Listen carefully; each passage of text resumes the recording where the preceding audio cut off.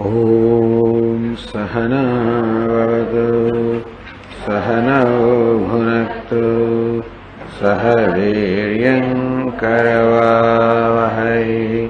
तेजस्विनावधीतमस्तु मा विद्विषावहै। ॐ शान्ति शान्ति शान्तिः। ॐ पूर्णमदः पूर्णमिदं पूर्णात् पूर्णमुदच्यते पूर्णस्य पूर्णमादाय पूर्णमेवावशिष्यते। ॐ शान्ति शान्ति शान्तिः। श्रुतिस्मृतिपुराणानाम् आलयं करुणालयं नमामि भगवत्पादं शङ्करं लोकशङ्करं शङ्करं शङ्कराचार्यं केशवं बादरायणं सूत्रभाष्यकृतौ वन्दे भगवन्तौ पुनः पुनः। ईश्वरो गुरुरात्मेति मूर्तिभेदविभागिने व्योमवद्व्याप्तदेहाय दक्षिणामूर्तये नमः। नमः श्री शंकरानंद गुरुपादाम्बुजन्मने सविलास महामोह ग्राहग्रासैक कर्मणे।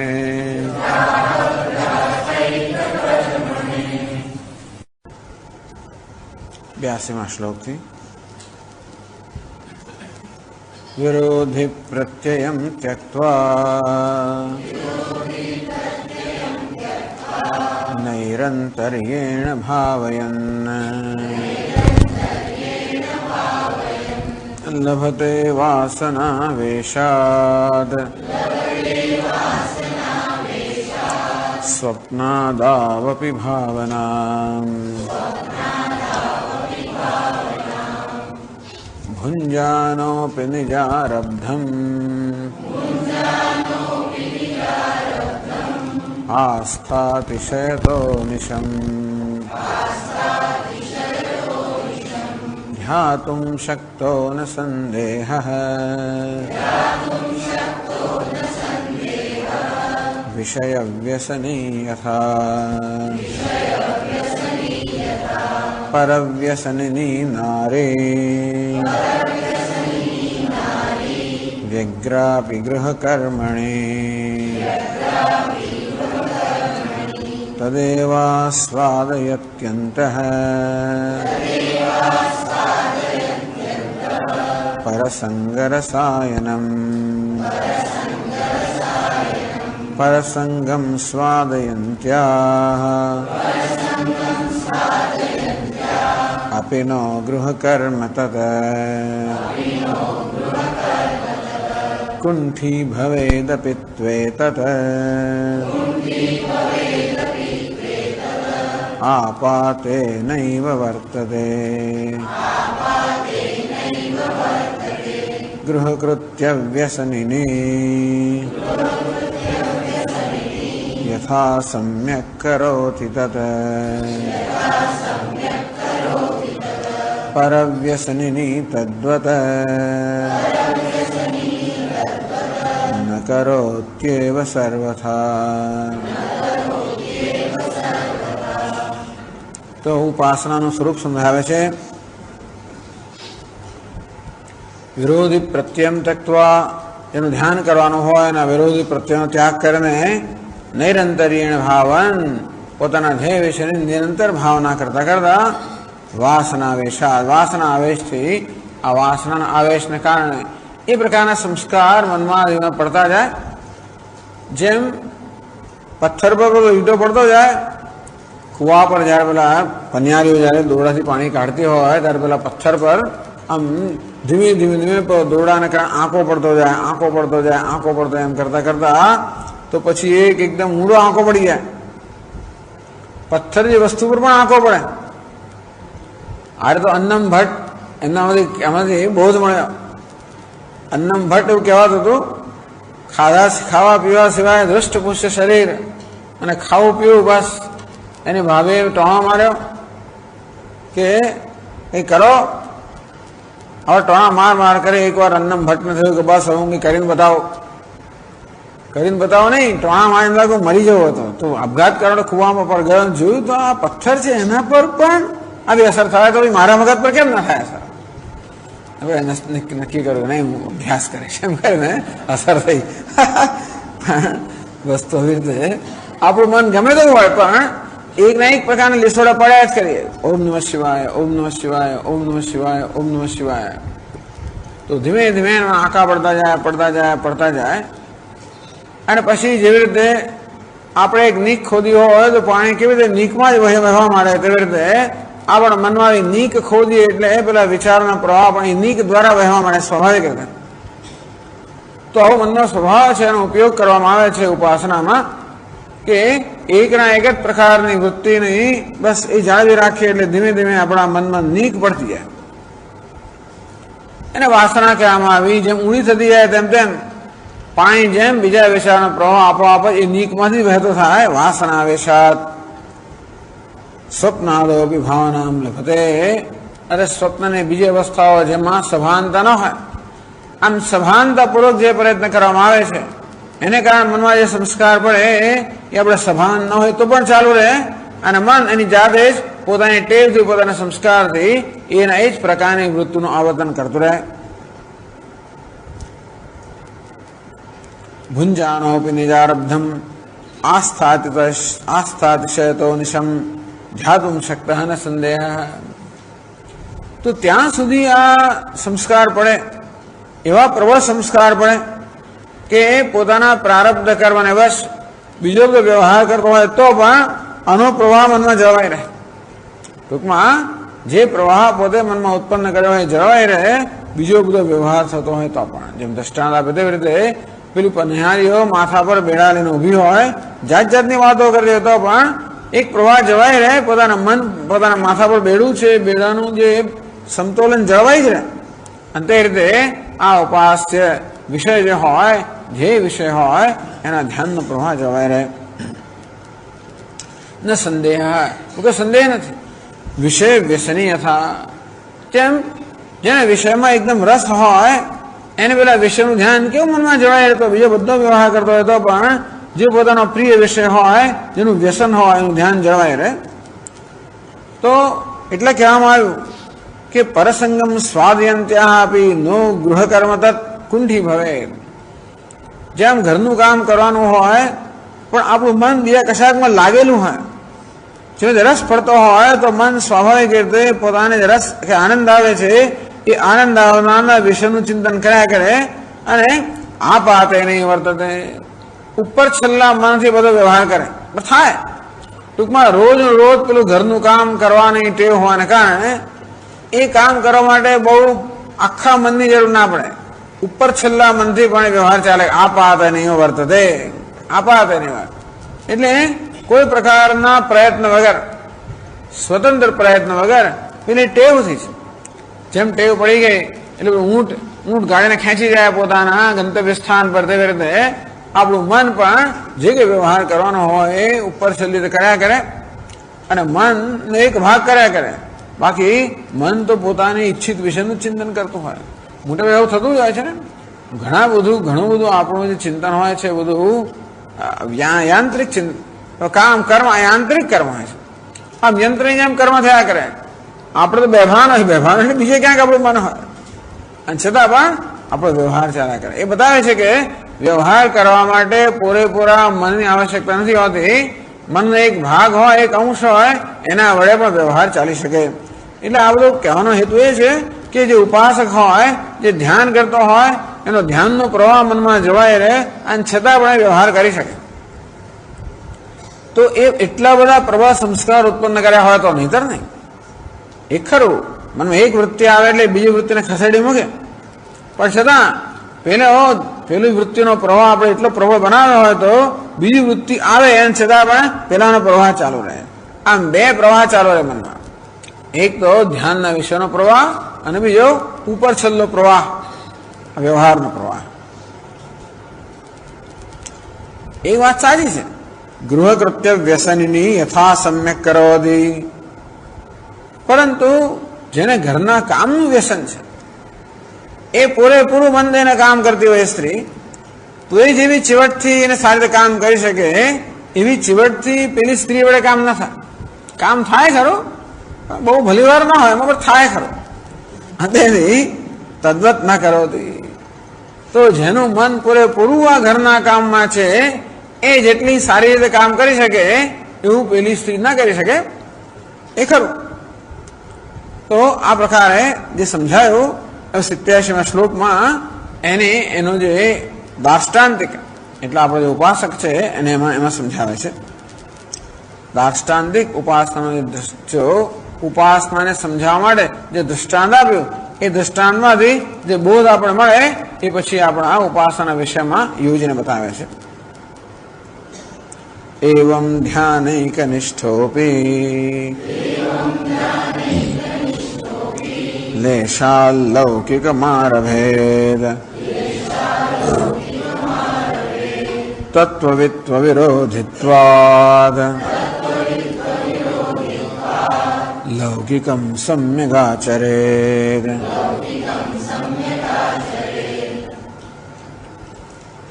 એવં ધ્યાન એક નિષ્ઠોપી, આમ ધ્યાન એકમાત્ર ધ્યાનમાં જેની નિષ્ઠા છે એવો પણ ઉપાસક લેશાત પોતાને એક લેશ વડે, મનના એક અંશ વડે લૌકિકમ આચરે, લૌકિક વ્યવહાર, લૌકિક એટલે લૌકિક એટલે વ્યવહારિક, પણ ગુજરાતીમાં લૌકિક એટલે પછી જુદા પ્રકારની વસ્તુ છે. લૌકિક એટલે આ લોકમાં જે વ્યવહાર થતો હોય લૌકિક. તો એટલે વ્યવહાર જે છે એ બધો વ્યવહાર એનું આચરણ કરી શકે છે પોતાના ધ્યેય વિષયમાં નિષ્ઠા ધરાવતો હોવા છતાં પણ, અર્થાત મનમાં ધ્યેય વિષયના એ વૃત્તિનો પ્રવાહ જવાઈ રહેતો હોય ત્યારે પણ માત્ર લેશ એના મનના એક લેશ એક અંશથી આ બહારનો વ્યવહાર પેલી જૂની ટેવને કારણે કે નવો વ્યવહાર ના થઈ શકે. રોજ કરતા હોય તેમ તો થાય. રોજ નાવાનું, બ્રશ કરવાનું હોય, રોજ નાવાનું હોય, રોજ કપડાં પહેરવાનું હોય, રોજ બસમાં જવાનું હોય, રોજ એવું બધું થાય. કામે હવે એવું રોજ કરવાનું તો થયા કરે. ઘણી વાર કામ કરવામાં પણ બહુ હિસાબ કિતાબ છે કે પછી જેમાં આખા મનની જરૂર પડે, પછી ગણતરી બધી કરવાની હોય ને ત્યારે પછી બધું ધ્યાન ના થાય. સ્વામીજી આ રામ રામ કરવું કે પછી મારું કામ કરવું, બે સાથે ના થાય. પણ પેલા કામ કરવામાં પૂરેપૂરા મનની જરૂર હોય તો પછી બધો ધ્યાન પ્રવાહ ના જવાય રહે. પણ આ રોજ બરોજનું કામ કરવામાં માત્ર એક અંશથી ચાલતું હોય, ઉપર છેલ્લા મને ચાલતું હોય તો ધ્યાનનો પ્રવાહ જરૂર જળવાઈ રહે. તો પ્રશ્ન કરે છે, નનુ તત્વવિદપી લૌકિક વ્યવહારમ કિમ લેશેન આચરતે કિમ વા સમ્યગતિ. આ તો જે ધ્યાન ઉપાસના કરે છે એની વાત કરવામાં આવી.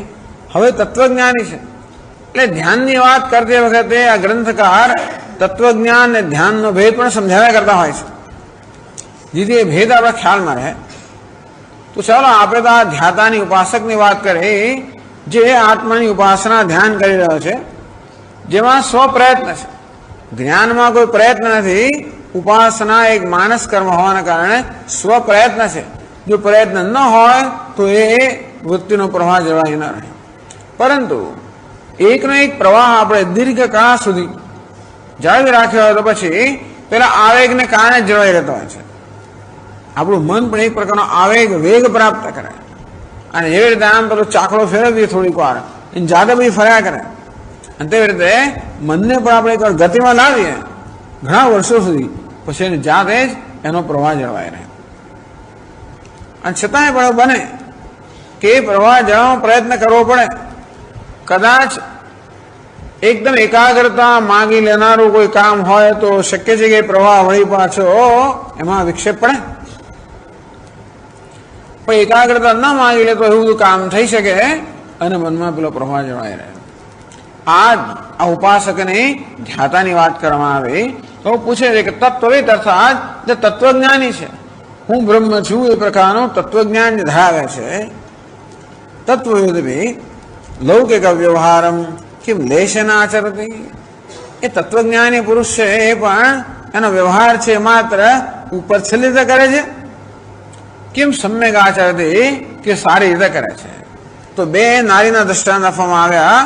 એક પેલો ઉપર છેલ્લો વ્યવહાર કરે છે કારણ કે એનું મન ક્યાંક બીજે પરોવાયેલું છે, અને બીજી સ્ત્રી જે છે એ બરોબર મન દઈને વ્યવહાર કરે, સારી રીતે વ્યવહાર કરે કારણ કે એનું મન પૂરેપૂરું ઉપલબ્ધ છે. તો ઉપાસકને સરખાવ્યો પેલી નારી સાથે, જેનું મન બીજે પરોવાયેલું છે એવી સ્ત્રી સાથે સરખાવ્યો કે ઉપાસક છે એનું મન એની ઉપાસનામાં ધ્યાનમાં પરોવાયેલું છે, માટે માત્ર ઉપર છેલ્લા મનથી બધો વ્યવહાર પતાવતો હોય છે. આ તત્વજ્ઞાની છે એ કઈ કોટીમાં આવે? તો એ પેલી કોટીમાં આવે. જે નારી પોતાને પૂરેપૂરું મન દઈને વ્યવહાર કરતી હોય એ કોટીમાં તત્વજ્ઞાની મનુષ્ય આવે, એમ કહેવા માંગે છે. તો એ સમજાવવા માટે પ્રશ્ન કર્યો કે તત્વજ્ઞાની જે બધો લૌકિક વ્યવહાર કરતો હોય એ માત્ર ઉપર છેલ્લા મનથી કરતો હોય કે પછી પૂરેપૂરું મન દઈને કરતો હોય છે. વિષય વ્યવહારસ્ય તત્વજ્ઞાન અવિરોધિત્વાદ સમ્યગેવ આચરતી. ઉત્તરે છે કે તત્વજ્ઞાની પુરુષ તો બહુ સારી રીતે વ્યવહાર કરતો હોય છે. કેમ? કારણ કે પેલું જ્ઞાનને જાળવવાનો પ્રયત્ન કરવાની જરૂર નથી. પેલા ધ્યાનનો પ્રવાહ જાળવી રાખવાનો પ્રયત્ન કરવો પડે, માટે એનું મન પૂરેપૂરું વ્યવહારમાં ઉપલબ્ધ ના હોય. પણ હું બ્રહ્મ છું એ જ્ઞાન જાળવી રાખવા માટે કોઈ પ્રયત્ન નથી કરતો પડતો, અને કારણે એનું પૂરેપૂરું મન વ્યવહારમાં ઉપલબ્ધ છે. વિષય વ્યવહારસ્ય તત્વજ્ઞાન અવિરોધિત્વાત. આ વ્યવહાર છે જગત સાથેનો એ તત્વજ્ઞાનનો વિરોધ નથી, એ તત્વજ્ઞાન વ્યવહારનો વિરોધ નથી. એક પ્રકારનું ચિંતન બીજા પ્રકારના ચિંતનનું વિરોધી છે. હું જયારે ગાયનું ચિંતન કરતો હોઉં ત્યારે ઘોડાનું ચિંતન ના કરતો હોઉં. એક પ્રકારની વૃત્તિ બીજા પ્રકારની વૃત્તિને ખસેડીને આવે. પણ જ્ઞાન અહમ બ્રહ્માસ્મિ જ્ઞાન વૃત્તિ છે એ બીજી કોઈ વૃત્તિનો વિરોધી નથી. અર્થાત એ પ્રકારનું બ્રહ્મ છું એ સભાનતા જળવાઈ રહે, બીજી બધી વૃત્તિનો પ્રવાહ ચાલુ હોય ત્યારે એ વસ્તુઓ ગ્રંથકાર જરા વિસ્તારથી સમજાવશે. વિષય વ્યવહારસ્ય તત્વજ્ઞાન અવિરોધિત્વાત.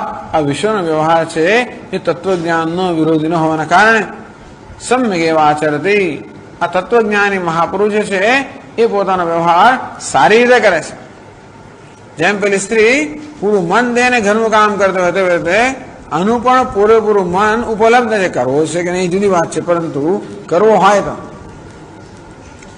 કે બધા લોકો બીજું કશું ના તોય વ્યવહાર બરોબર કરે એવું નથી, ઘરનું કામ બરોબર કરે એવું નથી હોતું. કોણ કરે આવું? તો હું શાની કરું? અને તો પછી એવી જાતના એ મનમાં કઈ વિરોધ તો પણ ના થાય. બીજે કઈ મન પરોવાયેલું ના હોય તોય પણ જે કામ છે એ બધું હું શાનું કરું તો ના થાય. આ તો રસ. એટલે ગૃહકૃત્ય વ્યસનની નારી, ઘરના કામમાં જેનું વ્યસન છે તેમ જ્ઞાની પુરુષ પણ ઈચ્છે તો એનો વ્યવહાર બરોબર સાથે કરી શકે, કારણ કે જ્ઞાન વૃત્તિ જાળવવા માટે એને કોઈ પ્રયત્ન કરવો પડતો નથી. એટલા માટે એ કહે છે, એ કહ્યું બીજી પંક્તિમાં કહ્યું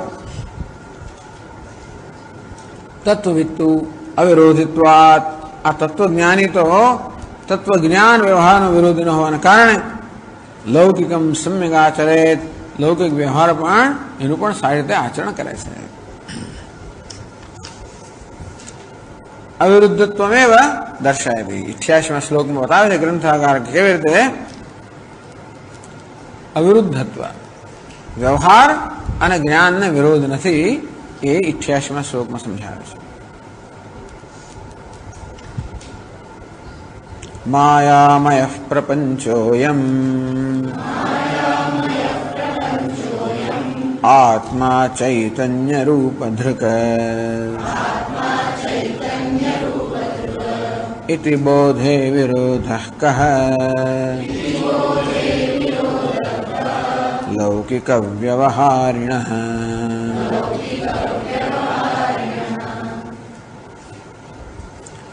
मायामय प्रपंचोयम. આ તત્વજ્ઞાની મહાપુરુષ છે એની કયા પ્રકારની દ્રષ્ટિ છે?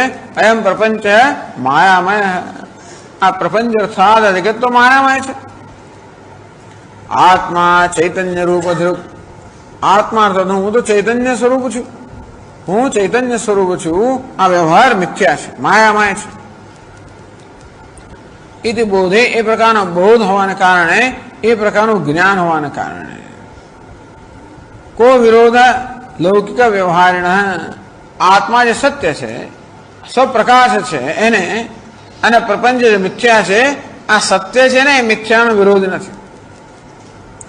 એક મિથ્યા બીજા મિથ્યાનો વિરોધ કરે, એક સત્ય બીજા સત્યનો વિરોધ કરે, પરંતુ આ સત્ય છે ને એ મિથ્યાનો વિરોધ નથી. સત્ય તો મિથ્યાને આશ્રય આપે, અર્થાત મિથ્યાનો આધાર હોવા છતાં, જેમ પડછાયો મારું શરીર એ પડછાનો વિરોધી નથી.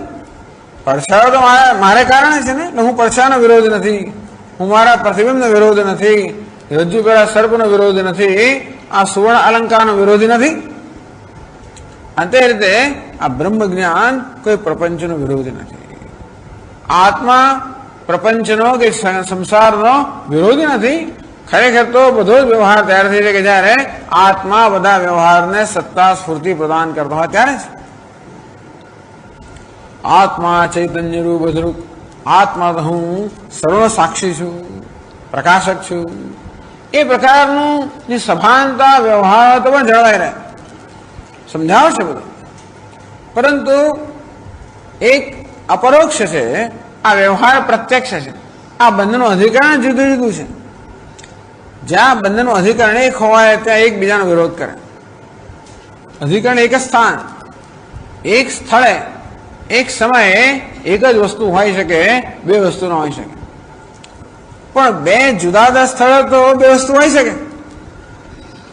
એક સ્થળે એક સમયે બે વસ્તુ ન હોઈ શકે, પણ એક સમયે બે જુદા જુદા સ્થળે બે વસ્તુ હોઈ શકે. તો જે પેલો ઉપાસક છે એને માટે વ્યવહાર અને બંને સરખા છે, અને માટે એક હોય તો બીજું ના હોય. પણ જ્ઞાની પુરુષ માટે આ વ્યવહાર કેવો છે? મિથ્યા છે, પ્રત્યક્ષ છે. અને આત્મા કેવો છે? અપરોક્ષ છે. અપરોક્ષ છે ને એ પ્રત્યક્ષનું કે પરોક્ષનું વિરોધ નથી. અપરોક્ષ અર્થાત સ્વયં પ્રકાશ. અપરોક્ષ એટલો જ અર્થ કરવાનો, સ્વયં પ્રકાશ. પ્રત્યક્ષ કોને કહેવાય? જેનું જ્ઞાન પ્રાપ્ત કરવા માટે આ જ્ઞાનેન્દ્રનો ઉપયોગ કરવો પડે એને પ્રત્યક્ષ કહેવાય. પરોક્ષ એટલે જે ઇન્દ્રિયોની ક્ષેત્રની બહાર છે. અપરોક્ષ કોને કહેવાય? જેને જાણવા માટે કોઈ પ્રકારનો પ્રયત્ન ના કરવો પડે, ન અપરોક્ષ. અંતેથી કહ્યું ને તે પ્રમાણે આ જ્ઞાન કેવું છે? વસ્તુતંત્રમ, પુરુષતંત્રમ નથી. આત્મા સ્વયં પ્રકાશ, અપરોક્ષ જ છે આત્મા. એ હોવાના કારણે એનું જ્ઞાન પણ અપરોક્ષ છે. આ માટે એ આત્માને ઓળખવાનો છે. પ્રશ્ન એ છે ને, વેદાંત શાસ્ત્ર કે આત્માને ઓળખવાનો છે. એનો અનુભવ તો થઈ જ રહ્યો છે, પણ જેનો અનુભવ થઈ રહ્યો છે એને બરોબર ઓળખવાનો છે. એકવાર એ પ્રકારની ઓળખ થઈ ગઈ અને એમાં કોઈ પ્રકારનો સંશય કે વિપર્ય ન હોય, અને તો પછી એને જાળવવાનો કોઈ પ્રયત્ન સ્વયં પ્રકાશ છે. અને તેથી ઇતિ બોધે વિરોધઃ કહે લૌકિક વ્યવહારિણ. અલૌકિક વ્યવહાર કરનાર તત્વજ્ઞાની પુરુષ છે એને આત્મજ્ઞાનને અને આ માયામય પ્રપંચને કોઈ વિરોધ નથી. અર્થાત જેવી રીતે પેલો અભિનેતા હોય એ ભિખારીનો વેશ લઈ રહ્યો છે, એ ભિખારીનો વેશ માયામય છે ને, અંદરથી જાણે છે કે આ ખોટું છે. એટલે એને કરોડપતિ હોવું અને છતાં ભિખારીની જેમ વર્તવું. એ વર્તે છે કેવી રીતે? ભિખારીની જેમ. પોતે છે કોણ? કરોડપતિ. આમ કરોડપતિ હોવું અને ભિખારીની જેમ વર્તવું એ બંને સાથે કેમ શક્ય બને? કારણ કે ભિખારીની જેમ વર્તે છે, ભિખારી નથી. એ ખરેખરો ભિખારી હોત તો ખરેખરો ભિખારી અને ખરેખરો કરોડપતિ એક સાથે ના હોઈ શકે. પરંતુ ભિખારીની જેમ વર્તનાર અને કરોડપતિ એક સાથે હોઈ શકે. કરોડપતિ એનો સ્વભાવ છે, ભિખારી અધ્યારોપ છે. તો અધ્યારોપ અને સ્વરૂપ એક સાથે હોઈ શકે. અને તેથી એ ભિખારીનો વેશ ભજવતો હોવા છતાં પણ, ભીખ માગતો હોવા છતાં પણ એ કરોડપતિ બની રહે છે, કારણ કે એનો સ્વભાવ છે. તો જેવી રીતે આ અભિનેતાને પોતાનો અભિનય કરવામાં જાત જાતનો વ્યવહાર કરવામાં કોઈ પ્રકારનો વિરોધ નથી, અંતે તે જ્ઞાની પુરુષને પણ વ્યવહારમાં કોઈ પ્રકારનો વિરોધ નથી. વિરોધ કો લૌકિક વ્યવહારેણ. આ પ્રકારની જ્યારે સ્પષ્ટ સમજ હોય, માયામય પ્રપંચો, એમ આ પ્રપંચ માયામય છે, આત્મા ચૈતન્ય રૂપ ધૃક, આત્મા ચૈતન્ય સ્વરૂપ છે, આ પ્રકાર ઇતિ બોધે, આ પ્રકારનું સ્પષ્ટ જ્યારે જ્ઞાન હોય ત્યારે વ્યવહારમાં શું વિરોધ હોય શકે? તો વિરોધ ન હોય એ જ બતાવે છે 89મા શ્લોકમાં કહે છે વિરોધ અભાવમેવ પ્રપંચયતિ. આ કેવી રીતે વ્યવહાર અને જ્ઞાનનો વિરોધ નથી એને વિસ્તારી સમજાવે છે. અપેક્ષતે વ્યવહૃતિ ન પ્રપંચસ્ય વસ્તુતામ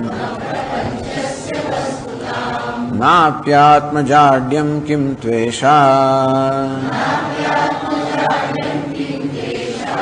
સાધનાન્યેવ કાંક્ષતે. અપેક્ષતે વ્યવહૃતિ. આ વ્યવહૃતિ સ્ત્રીલિંગ શબ્દ છે, વ્યવહાર પુલ્લિંગ શબ્દ છે. વ્યવહરણમ વ્યવહૃતિ. તો વ્યવહૃતિ એટલે કે વ્યવહાર. પ્રપંચસ્ય વસ્તુતામ ન અપેક્ષતે. વ્યવહાર કરવા માટે આ પ્રપંચ સત્ય હોવો જોઈએ એવી કોઈ જરૂરિયાત નથી. ટૂંકમાં ભીખ માંગવા માટે એ ખરેખરો ભિખારી હોવો જોઈએ એવી આવશ્યકતા નથી. અર્થાત એ પ્રકારનો અભિનય પણ કરી શકે. તો અભિનય કોઈ વાસ્તવિકતાનો વિરોધ નથી. અને તો ભીખ માંગવાનો અભિનય કરવા માટે પોતે ભિખારી હોવાની જરૂર નથી. તે જ રીતે આ જ્ઞાની પુરુષે પણ વક્તા, શ્રોતા, મંતા, પિતા, પુત્ર વગેરે,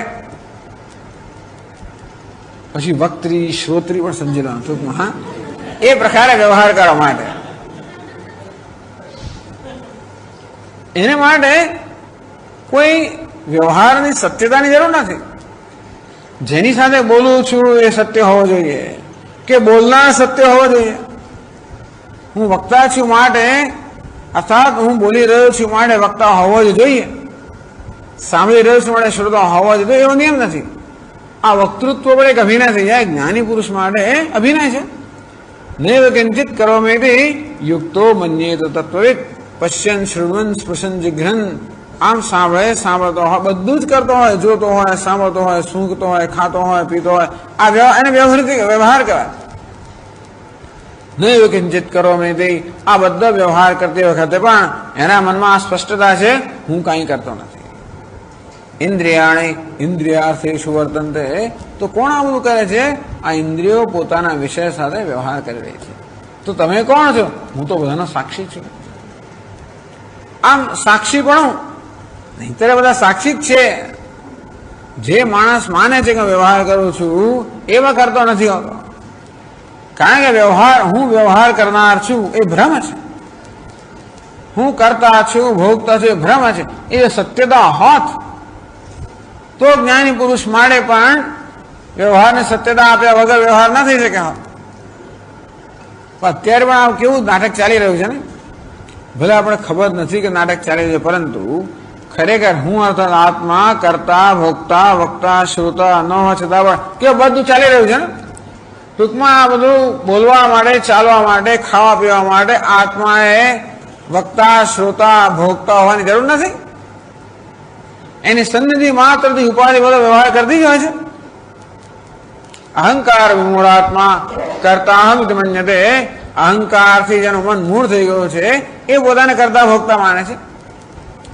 આમ કર્તૃત્વ ભોક્તૃત્વ એ ભ્રમ હોવાના કારણે ટૂંકમાં આત્મામાં સાચું કર્તૃત્વ ભોક્તૃત્વ ન હોય તો પણ આ કરવાનું ભોગવાનું ચાલી જ રહ્યું હોય છે. આ બધા વ્યવહાર માટે આત્માની સન્નિધિ પૂરતી છે. આત્માએ કંઈ વ્યવહાર કરવાની જરૂર નથી, અત્યારે કરતો જ નથી. બસ આટલો જ ફેર છે. અજ્ઞાની મનુષ્ય માને છે કે હું વ્યવહાર કરી રહ્યો છું અને જ્ઞાની પુરુષ જાણે છે કે હું વ્યવહાર કરતો નથી. આટલો જ ફરક છે. વ્યવહાર કરવા માટે આત્માએ વ્યવહાર કરતા કે વ્યવહારુ બનવાની જરૂર હોત તો જ્ઞાની પુરુષ પણ વ્યવહાર ન કરી શકે. કરે તો પછી જ્ઞાન જતું રહેનું, એવું નથી. વ્યવહૃતિ પ્રપંચસ્ય વસ્તુતામ ન અપેક્ષતે. આ વ્યવહાર જે છે એ પ્રપંચની સત્યતાની અપેક્ષા રાખતો નથી. જેમ પેલા અભિનેતા માટે ભીખ માંગવા માટે એને કે સાચે સાચા ભિખારી હોવાની જરૂર નથી. ના આપી આત્મજાડ્યમ કે આત્મા જળ હોવો જોઈએ એવી કોઈ અપેક્ષા નથી. ચૈતન્ય રૂપ ધ્રુવ આત્મા છે તો વ્યવહાર છે ને આ બધું જળ વસ્તુ સાથે થઈ રહ્યો છે. તો જળ વસ્તુ સાથે વ્યવહાર કરનાર આત્માએ જળ હોવાની જરૂર નથી. આત્માએ જળ હોવાની જરૂર નથી. આત્મા ચૈતન્ય રૂપ ધ્રુવ એ જ વસ્તુ કઈ માયામય પ્રપંચોયમ. આ પ્રપંચ માયામય છે, મિથ્યા છે. આત્મા ચૈતન્ય રૂપ ધ્રુવ, આત્મા ચૈતન્ય સ્વરૂપ છે, એને જળ હોવાની જરૂર નથી વ્યવહાર કરવા માટે. એટલે કહે છે કે વ્યવહાર આમાંથી એકેયની અપેક્ષા રાખતો નથી. વ્યવહાર આ પ્રપંચ સત્ય હોવો જોઈએ એવી પણ અપેક્ષા નથી રાખતો, કે આત્મા જળ હોવો જોઈએ એ પ્રકારની પણ અપેક્ષા વ્યવહાર રાખતો નથી. કિંતુ ત્યારે વ્યવહાર શેની અપેક્ષા રાખે છે? એશા વ્યવહૃતિ સાધનાની એવ કાંક્ષતી. આ વ્યવહાર માત્ર વ્યવહાર કરવા માટેના જે સાધન છે એની જ આકાંક્ષા રાખે છે. બસ વ્યવહાર કરવા માટેના સાધન એટલે કે કારક. આ બધા કારકો જ્યારે હોય ત્યારે વ્યવહાર થાય. કર્તા, કર્મ, કરણ આ બધા કારકો જ્યારે હોય ત્યારે વ્યવહાર થાય. એટલે વ્યવહાર એટલે કોઈ પણ ક્રિયા આ કારકોની અપેક્ષા રાખે છે, પરંતુ કોઈ સત્યતાની અપેક્ષા નથી રાખતી. આ કારક સત્ય હોવા જોઈએ પણ અપેક્ષા નહીં, બસ કારક જોઈએ. કાંઈ તાની વ્યવહાર સાધનાની. તો વ્યવહાર જે પ્રકારના સાધનની અપેક્ષા રાખે છે એ કયા સાધનો છે એનો ઉત્તર આપે છે 90મા શ્લોકમાં. મનોવાક્કાય તદ્બાહ્ય પદાર્થા સાધનાની તાન તત્વવિન્નોપમૃદ્નાતે વ્યવહારોસ્ય નો કુતઃ.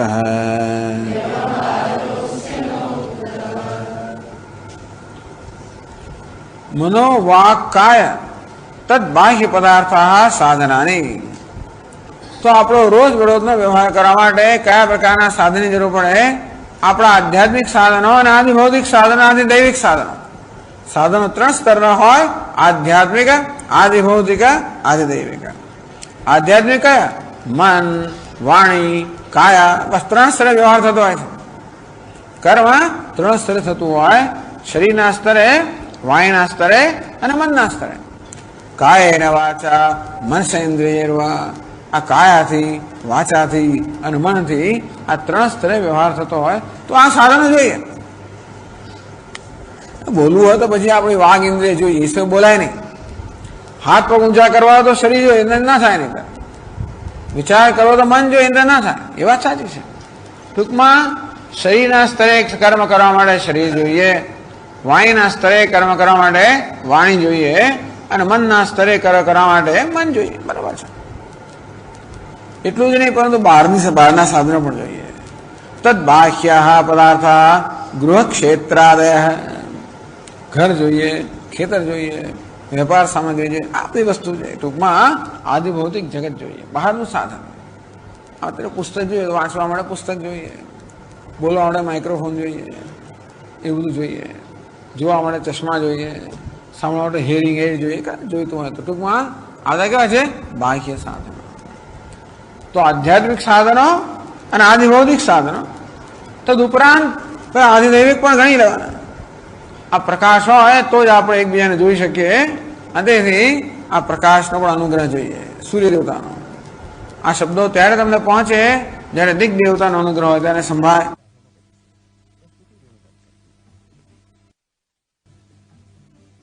બસ આટલા સાધનો હોય: આધ્યાત્મિક, આદિ ભૌતિક, આદિ દૈવિક. બાહ્ય સાધનો જ છે આ બધા, આત્માની બહાર છે આ બધા. એટલે ટૂંકમાં વેદાંત શાસ્ત્ર હંમેશા કહે છે કે બધો વ્યવહાર અનાત્માના સ્તરે જ થતો હોય છે. આત્મા ક્યારેય કોઈ વ્યવહારમાં ભાગ લેતો જ નથી. આપણે જ્યારે આપણી જાતને કરતા ભોગતા માનીએ ત્યારે પણ આત્મા કોઈ કરતા ભોગતા છે જ નહીં. ટૂંકમાં આ બધો વ્યવહાર થવા માટે આત્માએ વ્યવહારમાં ભાગ લેવાની જરૂર નથી, આત્માની હાજરીની જરૂર છે. તો હાજર છે જ ને, એને તો ગેરહાજર કરી જ ના શકાય. કોઈ આત્માને ગેરહાજર ના કરી શકે. એટલે મહાત્મા કહે એક કોઈને રવાડે ચડાવવો હોય તો એને કહું કે આ ધ્યાન કરતું. શું ધ્યાન કર? હું નથી એવું ધ્યાન કરો. રવાડે ચડાવવો હોય તો અંગ્રેજીમાં કહે take him for a ride. ગુજરાતીમાં કે રવાડે ચડાવવો હોય તો કે ધ્યાન કરો. કોણ ધ્યાન? હું નથી, બસ એવું ધ્યાન કરવાનું કહો. એવું થઈ ના શકે. અર્થાત હું અને નથી એ ક્યારેય પણ એક સાથે અધિકારો ન હોઈ શકે. એટલે આત્મા તો હાજર હોવાનો જ છે. વ્યવહાર માટે આ બહારના સાધનો હોય ત્યારે આત્માની હાજરીની જરૂર છે. આત્માએ કોઈ ભાગ લેવાની જરૂર નથી અને આત્મા તો હાજર હોવાનો જ છે. એને ગેરહાજર કરી જ ના શકાય. એ હાજર હોય તો જ બીજું બધું હાજર હોય. એ તો હાજર સ્વરૂપ છે, સત સ્વરૂપ છે. હાજર હોવું એનું સ્વરૂપ જ છે. એ હોવાના કારણે બસ એટલે વ્યવહાર બધો આત્માની હાજરીમાં થતો હોય છે, એની સન્નિધિમાં થતો હોય છે. અને તેથી બીજા કોઈ બહારના સાધનો હોય પૂરતા તો વ્યવહાર થાય. મનોવાક્કાય તદ્બાહ્ય પદાર્થા સાધનાની સાધનાની એવ કાંક્ષતી. માત્ર વ્યવહાર કરવા માટે આ સાધનોની આકાંક્ષા છે. તાન તત્વવિદ ન ઉપમૃદનાતી. આ તાન છે બીજી પંક્તિ સાથે જાય. તત્વવિદ અંદર રહેલું તત્વવિદ ન ઉપમૃદનાતી. તાન પાછું કહ્યું એટલે હવે તાની કહેવું જોઈએ. પદાર્થા છે, ચાલ બરોબર છે. મનોવાક્કાય તદ્બાહ્ય પદાર્થા. આ તાન જે છે પુલ્લિંગ છે એ પદાર્થ સાથે જાય, સાધન સાથે નથી જતો. તાન પદાર્થાન તત્વવિદ ન ઉપમૃદનાતી. આ તો બધા બહુ મોટા ખાંટુઓ છે ને, એટલે કે એવી ભૂલ કરતા ખરે નહીં. એટલે આપણે જ જોવું પડે અંદર કે ભાઈ આમાં શું આ કેમ આવ્યું. અને કદાચ એવું કંઈ કર્યું તો બોલો ટીકાકાર કહે પણ ખરા કે અહીંયા આગળ તત્વિક તાન ન ઉપમૃદનાતી.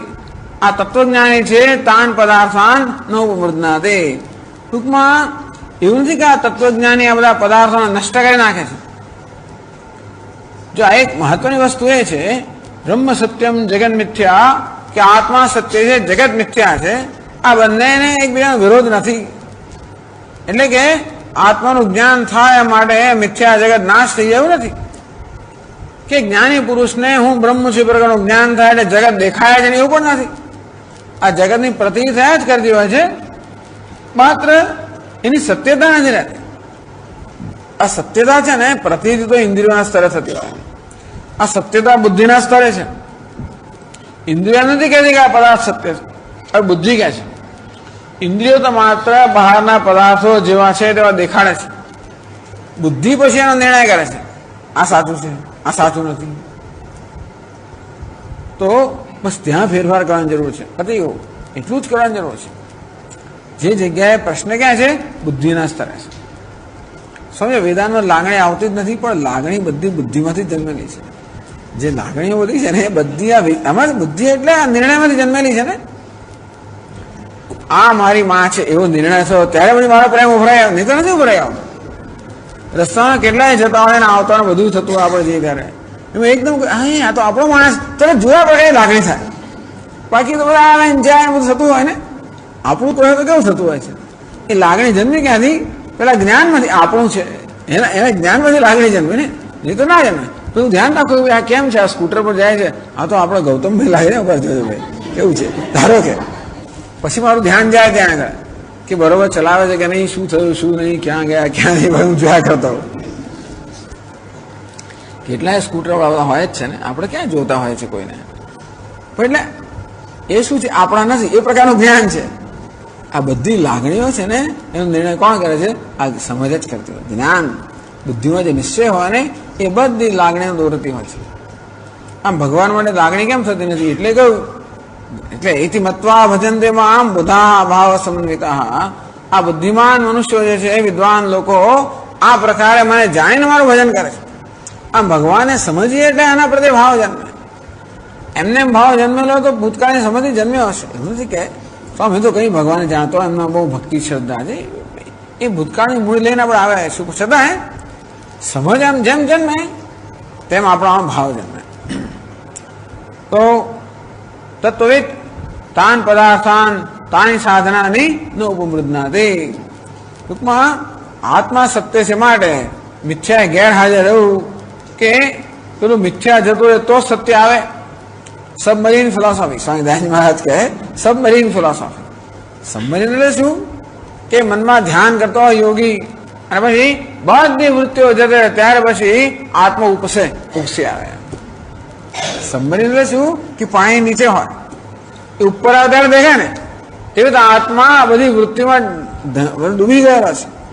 આ બધી વૃત્તિઓ જે છે ને, જે બધી મનની વૃત્તિઓ એ આત્માને ડૂબાડી દે છે. એ બધી વૃત્તિઓ જયારે દૂર થઈ જાય ત્યારે આત્મા પછી બહાર આવે. સબમરીન ફિલોસોફી એવું નથી. એ વૃત્તિઓ અને આત્મા બંને સમાન સત્તા ધરાવતા હોય તો આ વૃત્તિઓ આત્માને ઢાંકી શકે. સબમરીન ને પેલું પાણી સમાન સત્તા હોવાના કારણે સબમરીન પાણી નીચે હોય, પણ આત્મા એ તો પ્રકાશક છે. આ વૃત્તિઓ પ્રકાશ્ય છે. બંને સમાન સત્તા નથી. સમાન સત્તાઓ એકબીજાને ખસેડી શકે, બાકી આ વૃત્તિઓ કે આત્માને ખસેડી ના શકે. વૃત્તિ હોય ત્યારે પણ આત્મા છે, વૃત્તિ ન હોય ત્યારે પણ આત્મા છે. વૃત્તિ નથી એવું જ્ઞાન જ કેવું થયું. વૃત્તિના અભાવનું જ્ઞાન પણ આત્માના પ્રકાશમાં જ થાય છે. વૃત્તિના હોવાપણનું જ્ઞાન પણ આત્મા પ્રકાશમાં અને એના અભાવનું જ્ઞાન પણ આત્મા પ્રકાશમાં થતું હોવાના કારણે આત્મા કોઈ વૃત્તિનો વિરોધ નથી. એટલે વેદાંત લોકો વૃત્તિને ખસેડવા માટેની બહુ પ્રવૃત્તિ કરવા કરતા વૃત્તિનું મિથ્યાત્વ જાણે. તત્વિક તાન ઉપમૃદનાદિ. ટૂંકમાં આ તત્વજ્ઞાની મન પુરુષ છે એ આ બધા પદાર્થોને કે નાશ નથી કરી નાખતો, ન નિવારયતિ, એવું નિવારણ નથી કરતો, નાશ નથી કરતો. અતઃ અસ્ય જ્ઞાનિનઃ વ્યવહાર કુતો ન ભવતિ. તો શા માટે આ જ્ઞાની પુરુષનો વ્યવહાર ન થાય? હું પૂછે વ્યવહાર વસ્તુ નો કુતા. તો શા માટે જ્ઞાની પુરુષ વ્યવહાર ન થાય? એટલે આપણે પ્રશ્ન પૂછતા નથી, ઉત્તર આપે છે. હવે એવું છે ને કે ઘણી વાર આપણને એમ કે આપણે ઉત્તર આપવાનો છે. સાંભળે એટલે કે થાય એમ. ટૂંકમાં કેમ ના થાય આપણે કહીએ ને, એટલે એમ નહીં કે ભાઈ આપણે સમજાવો કેમ ના થાય. કેમ ના થાય એટલે ના થાય એટલા માટે કહેવામાં આવે છે. તો અતઃ જેમ ભગવાન કહે ને કસમ સ પુરુષ પાર્થ કમ ઘાતયતિ હંતિ કમ. હે પાર્થ, આવો જ્ઞાની પુરુષ કોનો ઘાત કરાવે કે કોનો ઘાત કરે? તો અર્જુનને માટે પ્રશ્ન નહીં પૂછ્યો કે કેમ, એટલે કે હે અર્જુન, આવો જ્ઞાની પુરુષ કોનો ઘાત કરાવે પણ નહીં કે કોઈનો ઘાત કરે પણ નહીં. એનો અર્થ એવો જ છે. તે તો અહીંયા વ્યવહારોસ્ય નો કુતઃ એટલે ઉત્તર આવે ભવત્યેવ ઇત્યર્થ. જરૂર એનો વ્યવહાર થાય. ટૂંકમાં કેમ ના થાય? જરૂર થાય. શા માટે ના થાય? ન થવાનું કોઈ કારણ નથી. કારણ વાળે છે કે વ્યવહાર ન થવાનું કારણ નથી. નનુ વિષય અનુમર્દને બી તત્વવિદા ચિત્તોમર્દનમ કાર્યમિતિ આશંક્ય. ચાલો આપના કહેવા પ્રમાણે જ્ઞાની પુરુષે આ બધા પદાર્થો છે, પદાર્થોનો નાશ કરવાની જરૂર નથી. વ્યવહાર કરવા માટે આ પદાર્થોનો નાશ કરવાની જરૂર નથી. તો આખું જગતનો નાશ કરી નાખવો પડે. જ્ઞાન થવા માટે જગતનો નાશ જરૂરી હોત તો મહાન એ થઈ જાય, અનર્થ થઈ જાય. એવું નથી. પણ ચાલો વિષય અનુમર્દને બી, ચલો આપના કહેવા પ્રમાણે આત્મા ચેતન છે, વિષયો જળ છે, એના માટે વ્યવહાર કરવા માટે આ વિષયનો નાશ કરવાની જરૂર નથી. બરાબર છે. તથાપિ તત્વવિદા ચિત્તોપમર્દનમ કાર્યમ. પણ છતાં આ તત્વનું જ્ઞાન જાળવી રાખવા માટે બાકીની બધી વૃત્તિઓ તો એમ ના દૂર કરવી પડે ને. અહમ બ્રહ્માસ્મિ આ પ્રકારની વૃત્તિને જાળવી રાખવી પડે અને એ સિવાયની બધી વૃત્તિ દૂર ના કરવી પડે. પ્રશ્ન પૂછે છે, કે છે મને એવ મનુષ્યાણામ કારણમ બંધ મોક્ષયો બંધાય વિષયાસક્તમ મોક્ષે નિર્વિષયમ શ્રુતમ મુક્તે નિર્વિષયમ શ્રુતમ. એક શ્લોક છે ને, મને એવ મનુષ્યાણામ કારણમ બંધ મોક્ષયો. આ મન છે ને એ જ મનુષ્યના બંધન અને મોક્ષનું કારણ છે. એટલે શું? મન હોય તો બંધન અને ના હોય તો મોક્ષ. એનો અર્થ એવો કર્યો. મને એવા મનુષ્યાણામ કારણમ બંધ મોક્ષયો. આ મન છે ને એ જ મનુષ્યના બંધ અને મોક્ષનું કારણ છે. બંધાય વિષયાસક્તમ. જ્યારે મન વિષયમાં આસક્ત હોય ત્યારે એ બંધનનું કારણ બને છે. મુક્તે નિર્વિષયમ શ્રુતમ, જ્યારે વિષય રહિત હોય ત્યારે એ મુક્તિનું કારણ બને છે. ટૂંકમાં મુક્તિ હોવા માટે આપણા મનને નિર્વિષય બનાવવો પડે, અર્થાત બધા વિષયથી મુક્ત બનાવવો પડે. એટલે કે વિષયની જે વૃત્તિ છે એ વૃત્તિને તો જ્ઞાની પુરુષ હટાવવી પડે ને. જ્ઞાની પુરુષ હોય તો પણ હું બ્રહ્મ છું એ પ્રકારની વૃત્તિ જાળવી રાખવી પડે. અને ત્યાં પછી વિષયની વૃત્તિ આવી જાય. આ ઘટપટા બધો વ્યવહાર થતો હોય ત્યારે આ ઘટવૃત્તિ પટવૃત્તિ વગેરે આવી જાય તો પેલી બ્રહ્મ વૃત્તિને હટાવી દે ને. એક વૃત્તિ બીજી વૃત્તિને હટાવી દે. હું ઘણાનો વિચાર કરતો હોઉં ત્યારે પુસ્તકનો વિચાર ના કરતા હોઉં, પુસ્તકનો વિચાર હોય ત્યારે વસ્તુનો વિચાર ના હોય, વસ્તુનો વિચાર હોય ત્યારે બીજો વિચાર ના હોય.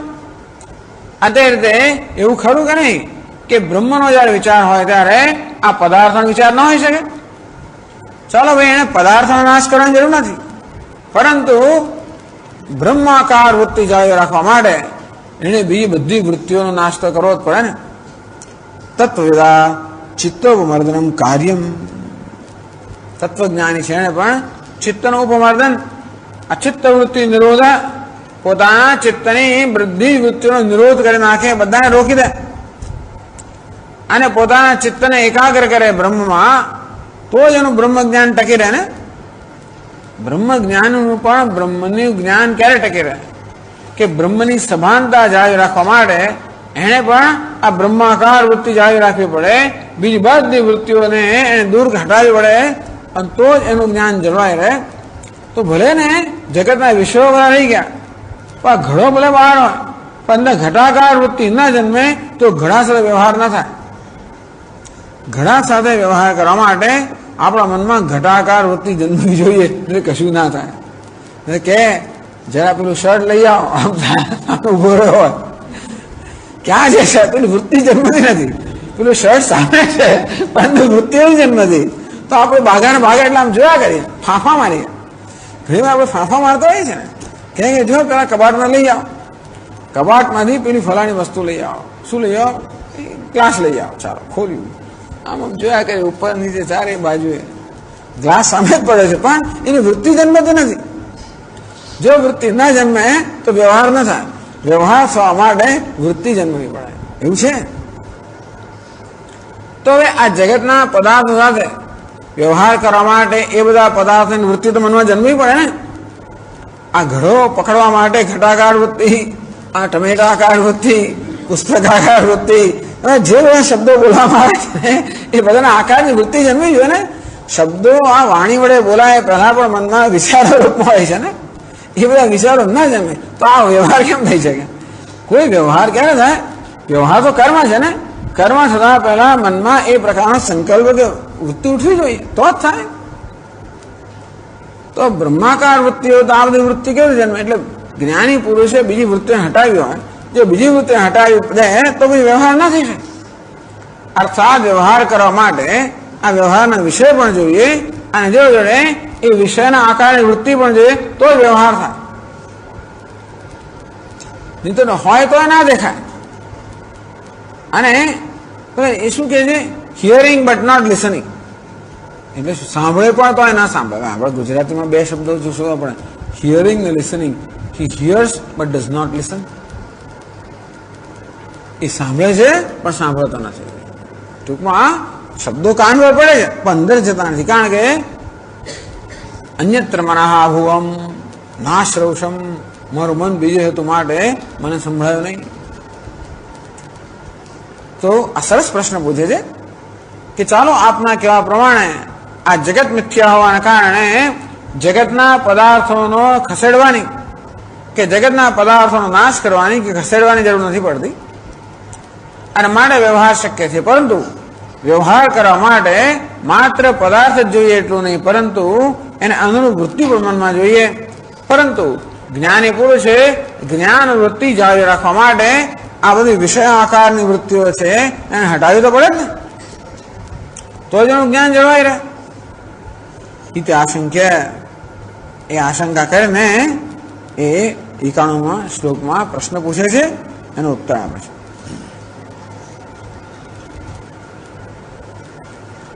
ઉપમૃદ્નાતિ ચિત્તમ ચેત ध्याता सौ न तु तत्त्ववित् न बुद्धिं मर्दयन् दृष्टः घटतत्त्वस्य वेदिता।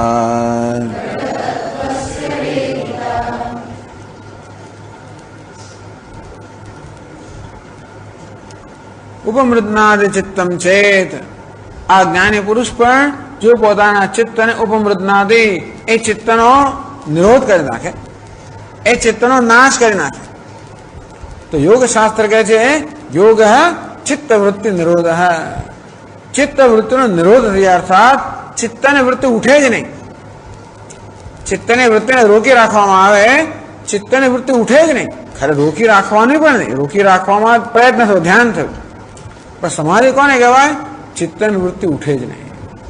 એટલા બધા રોકવાના સંસ્કાર કર્યા છે કે અહીં જાતે ચિત્તની વૃત્તિ ઉઠે જ નહીં. અનમ સમાધિ યોગ. તો આ રીતે જ્ઞાની પુરુષ, યોગી ને જ્ઞાનીમાં તફાવત બતાવે છે. આ ધ્યાતા છે ને યોગી છે, એ ધ્યાન કરનાર છે એ યોગી છે.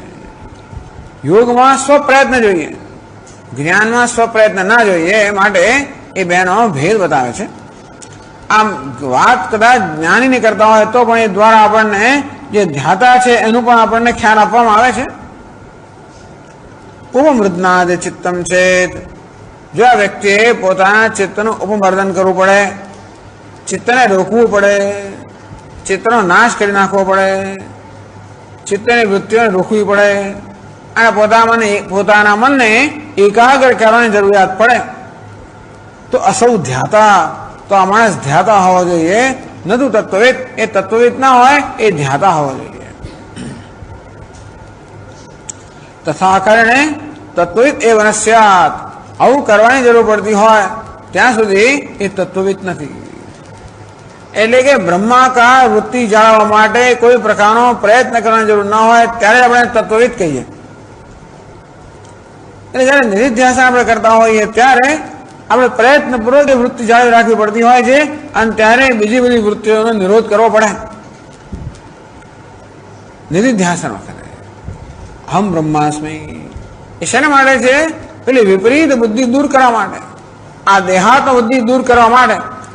કારણ કે દેહાત બુદ્ધિ, હું દેહ છું, આ પ્રકારની વૃત્તિ એની જાતે જ ઉઠે છે.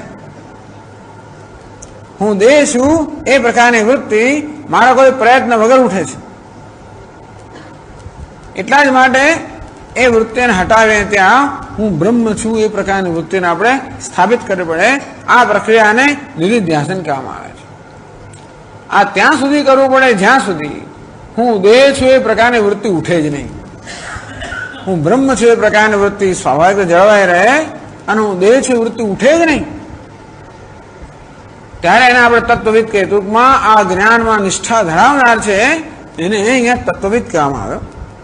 તો જ્યાં સુધી આ બ્રહ્માકાર વૃત્તિ જાળવી રાખવાનો પ્રયત્ન કરવામાં આવે છે ત્યાં સુધી તત્વવિદ થયો નથી. એને જ્ઞાની પ્રતિબંધકમ જ્ઞાન, પ્રતિબંધ સહિતનું જ્ઞાન છે. અર્થાત આ દેહાત બુદ્ધિ પ્રતિબંધ સહિતનું જ્ઞાન છે પણ પ્રતિબંધ રહી ગયા છે. એ પ્રતિબંધ દૂર થયા પછી જ્ઞાની પુરુષે હું બ્રહ્મ છું એ પ્રકારની સભાનતા જાળવી રાખવા માટે કોઈ પ્રકારના પ્રયત્નની આવશ્યકતા નથી. ન બુદ્ધિમ મર્દયન દૃષ્ટ ઘટ તત્વસ્ય વેદિતા નનુ તત્વવિદા ચિત્તમ ન ઉપપદ્યતે ઇતિ ક્વ દૃષ્ટમ. ભાઈ જ્ઞાની પુરુષે પોતાના ચિત્તને રોકવું ના પડે એવું આપને ક્યાં જોવામાં આવ્યું? તો એને બીજી પંક્તિમાં એને માટે દૃષ્ટાંત આપે છે. ઘટ તત્વસ્ય વેદિતા, આ ઘટ તત્વ એટલે ઘડો, આ ઘડાનો જે જ્ઞાતા છે એને બુદ્ધિમ ઉપમાર્દે ન દુષ્ટ, એને આ ઘડાનું જ્ઞાન મેળવવા માટે એકવાર ઘડાનું જ્ઞાન થઈ ગયું પછી આપણે બધી વૃત્તિઓને રોકી રાખવાની જરૂર નથી. આ ઘડાનું જ્ઞાન જતું નથી રહેતું. હા, શરૂઆતમાં ખબર ના પડતી હોય, આપણે બાળક હોઈએ ત્યારે ઓળખાણ આપવી પડે કે ઘડો છે, આ શું છે? ઘડો છે, ઘડો છે કહેવું પડે. પછી વાર કહેવું પડે. પછી એને પૂછે શું છે? ઘડો. એ જાગે જ કે એક વાર પછી ત્યાં સુધી કે પછી આ આકાર બીજો કોઈ પદાર્થ જોઈએ તોય કહી શકો છો કે આને જ ઘડો છે, અને જ્યારે બીજું દેખાતું કે એને આ મને ખબર નથી તો હજી નથી ઓળખ્યો ઘડાને. પણ ઘડાનું તત્વ જાણી લીધું કે ઘડો કોને કહેવાય. એનું સાંકડું મુખ હોય, મોં હોય અને મોટું પેટ હોય. આવી જાતના આકારના પદાર્થને ઘટ કહેવામાં આવે છે. આમ એકવાર ઘડાને આપણે જાણી લીધો પછી જેવો ઘડા જોઈએ તરત આપણને ઘડાનું જ્ઞાન થાય એવું નથી કે પછી વળી પાછી આપણે મનમાં એક ધ્યાન કરવું પડે કે આ ઘડો છે, ઘડો છે. ઘટ તત્વસ્ય વેદિતા, આ ઘટના તત્વનું જે જ્ઞાની જ્ઞાતા છે એણે બુદ્ધિમ ઉપમર્દયન ન દુષ્ટ, એણે આ ઘડાનું જ્ઞાન જાળવી રાખવા માટે બીજી બધી વૃત્તિઓને ના દૂર કરવી પડે એવું નથી હોતું. હા, જ્યાં સુધી જ્ઞાન ન થયું ત્યાં સુધી એને પર ધ્યાન આપવું પડે, એને ધારીને જોવું પડે, ધ્યાન આપવું પડે. જ્યાં સુધી આપણને આ વસ્તુ શું છે એનું જ્ઞાન કે સમજ ન પડી હોય ત્યાં સુધી. એકવાર સમજ પડી ગઈ, બુદ્ધિમાં સ્થિત થઈ ગયું, પછી આપણે એ જ્ઞાન જાળવી રાખવા માટે ઘડો ઘડો ઘડો ઘડો એવી જાતનું અંદર આવર્તન કરવાની જરૂર નથી, પુનરાવર્તન કરવાની જરૂર નથી. એ જ્ઞાનને જળવાઈ રહે છે. ઘટ તત્વસ્ય વેદિતા એટલે જ્ઞાતા બુદ્ધિમ મર્દયન પીડયન એકાગ્રમ કુર્વન પુરુષ ન દુષ્ટ ન ઉપલબ્ધ ઇત્યર્થ. ટૂંકમાં જેને ઘડાનું જ્ઞાન છે આપણે જોઈએ છે કે આપણે પણ વસ્તુઓ યાદ રાખવા માટે ધ્યાન કરવાની જરૂર નથી પડતી. એકવાર આપણા મનમાં જ્ઞાન છે કે ઘડિયાળ છે, એકવાર તત્વ જણાઈ ગયું અને પછી ટૂંકમાં જ્ઞાન આ પ્રકારના પુનરાવર્તન અપેક્ષા નથી રાખવાનો વાર્ધ છે. એકવાર વસ્તુનું જ્ઞાન થયા પછી એ વૃત્તિને જાળવી રાખવી, એ વૃત્તિનું પુનરાવર્તન કરવાની અપેક્ષા નથી. એવા બનવા માંગતા હોઈએ તો પુનરાવર્તન અપેક્ષા છે. એક જાણવું અને બીજું બનવું. આ ધ્યાન કે ઉપાસનામાં બનવાનું છે. હું જેની ઉપાસના કરતો હોઉં એ બનવા માંગુ છું.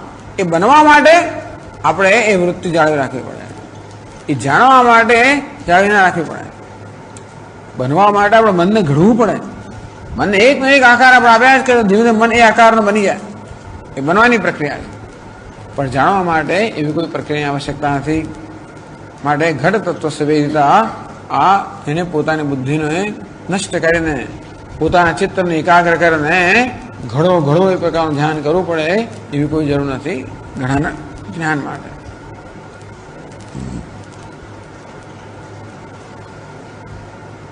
ચાલો ચર્ચા પછી આગળ કરશું. ઓમ પૂર્ણમદ પૂર્ણમિદમ પૂર્ણાત પૂર્ણમુદચ્યતે પૂર્ણસ્ય પૂર્ણમાદાય પૂર્ણમેવાવશિષ્યતે. ઓમ શાંતિ શાંતિ શાંતિ. શંકરં શંકરાચાર્યં કેશવં બાદરાયણં સૂત્રભાષ્યકૃતૌ વંદે ભગવन्तौ પુનઃ પુનઃ. ઈશ્વરો ગુરુરાત્મેતિ મૂર્તિભેદવિભાગિને વ્યોમવદ્વ્યાપ્તદેહાય દક્ષિણામૂર્તયે નમઃ. ઓમ શાંતિ શાંતિ શાંતિ. હરિ ઓમ શ્રી ગુરુભ્યો નમઃ. હરિ ઓમ.